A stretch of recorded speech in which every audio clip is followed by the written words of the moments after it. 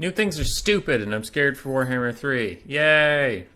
Everybody loves complaining videos. It's time to complain about some stuff. But bum. No, on a more serious note, I'm just kind of curious about how Game 3 is going to pan out, and I thought I would talk about some things really quick. And so the last three DLCs, we have the Warden and the Paunch, the Twist and the Twilight, and the Silence and the Fury. All of them were inherently busted for multiplayer, and I'm going to very quickly go through why. So the Warden and the Paunch, we got, for the High Elves, we got Eltharion the Grim, who sucks. He just costs way too much money, and half his abilities are broken. Like, I think the entities cannot die while this ability is active. I don't think that's even true right now, if I remember correctly. Multiple people have told me you can just die during that, so that entire ability doesn't work. All of his stuff's very expensive, and if you take him with his usual kit, let's say just Soul Quench and like Apotheosis, he's still like 2,400 gold. If you compare that to another lord we're going to talk about, Taurox. Taurox with the kit he's usually going to take is 400 gold less expensive and just like better than Eltharion in almost every way. But he's not a spellcaster. Yay! Still better. Yay! Regardless. Anyway. Moving on. So Eltharion sucks, and he's overcosted. That's strange. His counterpart, Grom the Paunch, super busted, super good. Way cheaper. Way cheaper. All you need is his Lucky Banner and his other two abilities. He gives constant AoE ITP to a leadership struggling faction. Kind of a big deal. Also 5 melee defense. He also gives more leadership, so he has leadership, and then he gives more leadership and melee attack. And then he can make himself tanky as all sin. He's fast. He has regen. He is just incredible. Yay, Grom the Paunch. Screw you, Grom the Paunch. So, overkitted, underkitted. Yay. Twist in the Twilight. Throt the Unclean was on release, very busted. Then they nerfed Brood Horrors and him into the dirt. So it seems like, if you're not catching the pattern so far, for some reason every DLC has to have a shit tier lord and an amazing lord, and I don't know why.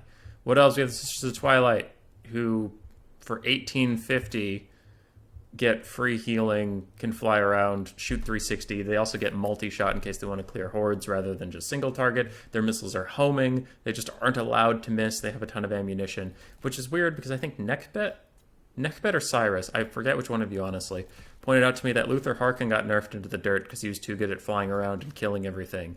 So then they just made him super expensive and have no ammunition, and they made the sisters cheap as hell. Also, for some reason, their tooltip lies to you, because I covered that in a video recently, but their ammunition is not 15. They'll shoot many volleys before their ammunition goes down at all. I don't know why that is. Is it a bug? Alright, that was Twist in the Twilight. Oh, also Drycha was the lord that came out there. You notice that Drycha and the Sisters of Twilight cover pretty much 80% of Wood Elf games.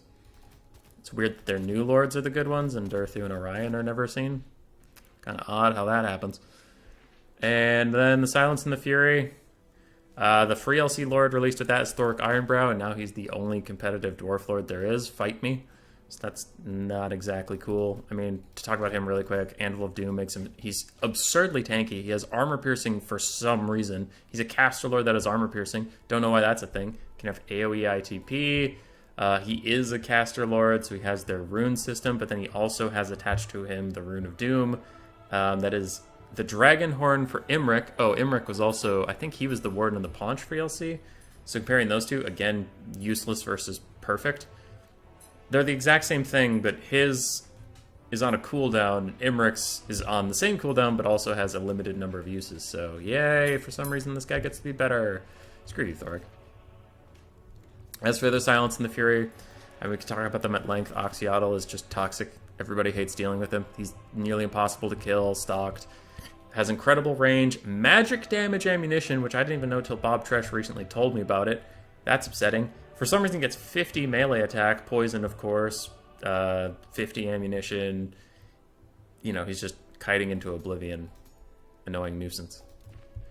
Snipe and unspottable and all that stuff, so that's kind of annoying. And on the other side, also, he's only 1,300 gold, which is probably too cheap for what he brings. Where are the beastmen? Why am I forgetting? And then there's Taurox.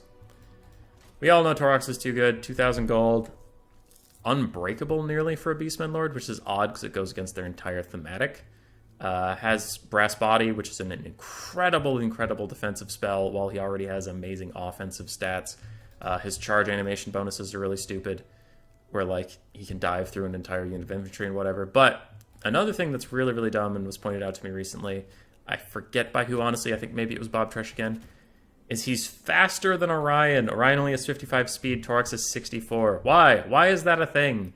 Why is Orion slower than Torox? Orion's supposed to be as fast as like Wild Riders. He's supposed to be able to keep up with the hunts just by running on foot. He's a demigod.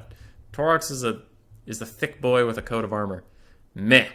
Anyway, why was this around? Why was this all just a bitch? Because I'm going to pull up Karl Franz. So I like Franz. Franz is a good lord. People enjoy Franz, enjoy playing with Franz. He's balanced. Like, he's honestly just balanced. He costs 2,700 gold. He's more expensive than anybody we've talked about that matters. Oh, also Rakarth was free. I forget when that was. I think it was Twisted in the Twilight. But Rakarth was free. You, like, never see Rakarth because he's dog shit. He is awful and super expensive. Franz is a very balanced character, in my opinion. Expensive, but you get a lot out of him. And he needs support and healing and all that kind of thing. And now going into Game 3, when I listed those last 3 DLCs, and we have mostly broken lords, some worthless ones, the current track record hasn't been great, you guys. I'm very nervous. Shadow and the Blade, the Hunter and the Beast. I mean, Nakai sucked, but Wolfheart's fine. Shadow and the Blade. Snitch was good. Malice sucked. Prophet and the Warlock. Ikaclaw and Tenno and both kind of suck. Vampire Coast. Queen and the Crone. Crone Hellebron kind of sucked. Rise of the Tomb Kings was good. So I'm just trying to say, it's been a long time since, in my opinion, CA released a good, balanced thing. Because Curse of the Vampire Coast, actually, that was messed up. Because Vampire Coast was way too good. So maybe Tomb Kings was the last balanced release? And when was that? 2018, January 24th. Okay. So coming into Warhammer 3, I'm going to predict it right now, but I really hope I'm wrong. All of the Game 3 races are going to just out-kit the Game 2 races when they get merged. I'm going to call it right now, because with the development track record we've had here, it's just going to be all of the demon legendary lords are going to be way too good. They're just going to raffle stomp all over entire armies. I can't imagine them having any weaknesses with the current design trend. They're probably also going to be too cheap. I am betting you Karl Franz is going to be more expensive than 5 out of the 6. Okay, if you pick one legendary lord for each faction, like they're big bad, I'm betting Franz is going to be more expensive than 5 out of 6 of them. I'm betting that, just because for some reason all new design stuff is way undercosted. Probably going to be too good, and I am honestly concerned that they won't get balanced back into control. I'm also curious if Game 3 will have some Rakarth or Imrik syndrome, or if everything's going to be busted. But it would be interesting to see if like there are any flops on release. I'm sure the campaigns will be fine. I'm obviously talking about multiplayer, but I gotta wonder if the power creep's going to be too real and so many lords are just going to fall behind. Anyway, that was this little video. I just thought I would actually articulate for people how long it's been since we had a balanced DLC. Because if you look at, well, okay, let's look at the list I'm looking at, and then I'll end the video. Queen of the Crone, Alarielle the Radiant. So this was 2018. Alarielle the Radiant was too strong. Crow Hellebron sucks. Curse of Vampire Coast, the entire thing was too strong. Prophet and the Warlock, both lords sucked. Hunter and the Beast, one lord was okay, one lord sucked. Shadow and the Blade, one lord was okay, one lord sucked. War in the Punch, one lord was too good, one sucked. Both were too good, both were too good. So there's not a good pattern here, you guys. I'm scared. I'm terrified. Alright, goodbye forever.